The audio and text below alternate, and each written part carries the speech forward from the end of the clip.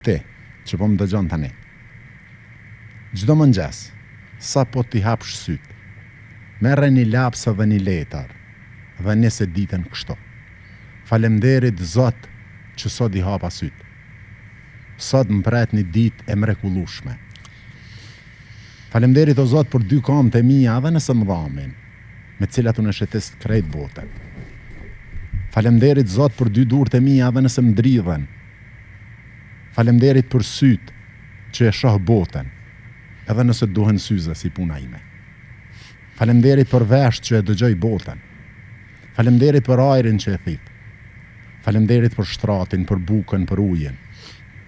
Sepse ndjenja e falenderimit dhe mirënjohjes është ajo që ty ta ndryshon frekuencën e mendimeve tua. Shumica e sfidave që ti i ke sepse ti je e fokusuar në mungesë.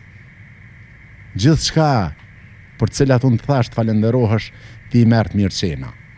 Prandaj, truri yt prodhon mendime negative. Pavarësisht në sfidën që ti je, nëse i mshel syt për një moment, komentarën nane dikush që është shumë ma keq se ti, po që buzëqeshjen nuk e hjek asnjëherë prej goje. Tash po e kaloj tek një temë tjetër, që do doja të ishim më të shkurt, profesor. Po. Milazimi shkrimtar. Pse shkruan, profesor? Mas pari të përgëzoj për këtë prirjen fantastike që ke për të kriju bukur shumë. A është islam? Urdhë? A është islam? Është absolutisht. Shiko, islam është në fakt gjithçka që është mbrena monoteizmit edhe mbrena asaj që është racionale dhe që është e logjikshme dhe humane. Pse shkruaj?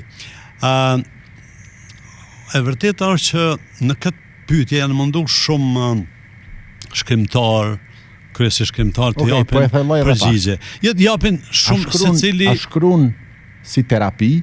Aha. A shkruan si lutje?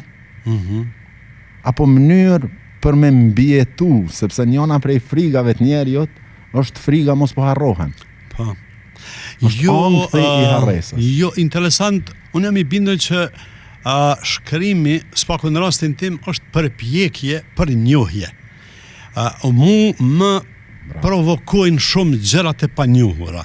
Nëse e shoh një imazh, nëse e shoh një, si më thonë, në lëvizje, tepër shumë preokupohem për motivin pse është ai imazh ashtu si është, ose pse ajo lëvizje ndodh ashtu.